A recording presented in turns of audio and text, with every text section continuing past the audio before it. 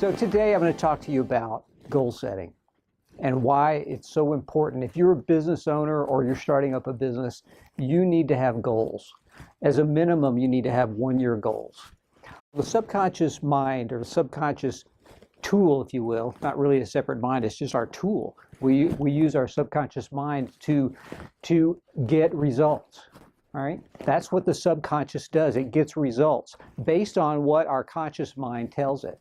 So if our conscious mind tells us that we are bad or we are not good enough or whatever, our subconscious will tend to, no, not tend, it will absolutely help create that conscious thought of whatever we are saying. So number one, it's very important to think positively. And number two, the goal setting is the only real way to ensure that the subconscious knows what it's going after. The only thing the subconscious does is to achieve goals. That's it. So if you don't set any goals, the subconscious won't achieve any goals. And so what happens to people? A lot of people, they just end up in day-to-day lives that really accomplish very little. And I also believe that in my coaching practice, I believe that it's not enough to set business goals. You also need to set personal goals.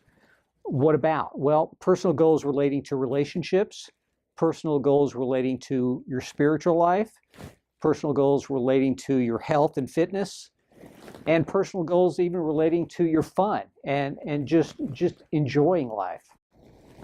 All right, so that's a lot of categories. That's actually 5 categories. One of the other things about goal setting is you don't want to set too many goals because it will just short circuit the subconscious system. So I recommend 3 goals in each category. So 3 financial goals, 3 relationship goals, 3 health and wellness goals, 3 spiritual goals, and 3 fun goals. All right. And I also recommend that you use a 1-year time frame in setting the goals. Why 1 year? Well, the biggest goals are those that are going to take some time. You know, you can't set you wouldn't set a goal of making $1 million and give yourselves till Wednesday to do that. All right, most people wouldn't do that unless you're a very high mob figure. All right, so hey, there's got to be some humor in this, right? Okay, and just seeing if you're still awake. But you have to have a realistic time frame. In 1 year, I have found in today's world, you can't even really go beyond 1 year. Beyond 1 year is so out of the range of focus in today's world that going beyond 1 year is just almost an exercise in futility or just a waste of time, if you will. So 1 year goals in 5 categories. All right. So the aspects of goal setting. Number one, they need to be clear. They need to be clear and specific. All right. So it's not enough to say, I want to make a lot of money. Nope, doesn't work. Your subconscious doesn't know what that means. All right. You have not defined it for your subconscious.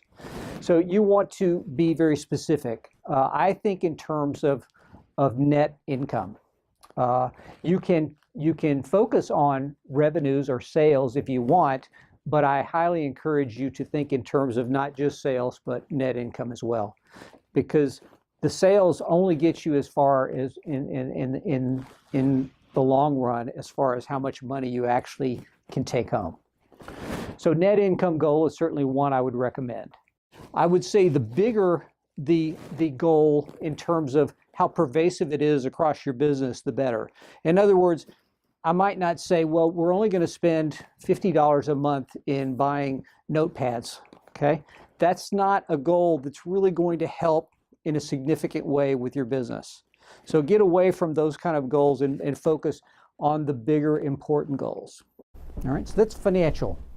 Now, in the other categories, relational. You might say, well, what are you going to set goals about relationships? Yeah, I am. And the reason is, again, so that your subconscious can focus on the achievement. As an example, I want to have a better relationship with my wife. Okay, that's a reasonable goal. But what does that mean? And how do you do it? And what does it look like? So you have to get more specific about exactly how you could go about having a better relationship with your wife. Like, I will create a date night for us one time a week with your kids. Invite them over for dinner twice a month, or take them on outings every week. You get the idea. But something that will basically create a process that I'm going to improve my relationship. All right, so there's relationship goals. And then spiritual, again, it may be a matter of attending a service more, prayer, it may be reading books, but you create the goal in terms of what's going to make a real difference in my life, okay? In this case, relating to spiritual goals.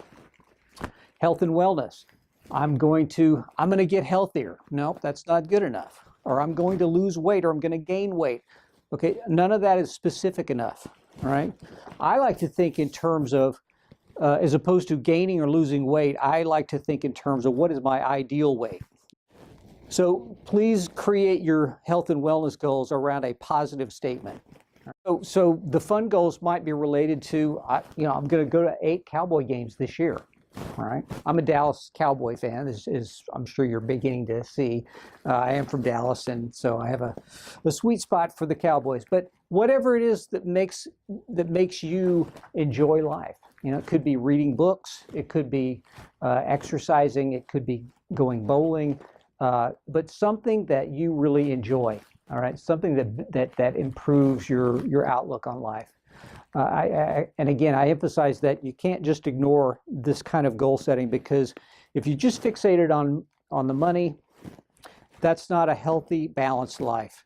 And so my goal for you is to have goals that are across the board, pervasively, intertwined, so that all aspects of your life are really being covered by this process.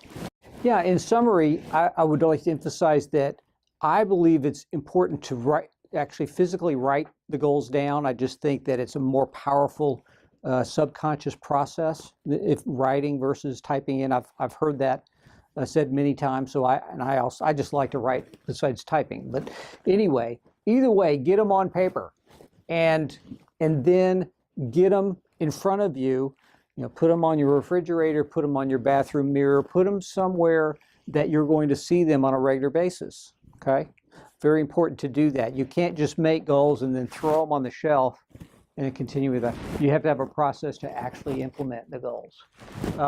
The process of over the 1 year and actual achievement of goals, we'll talk about that in another session. But yes, you do need a process for that. You can't just set the goals and do nothing.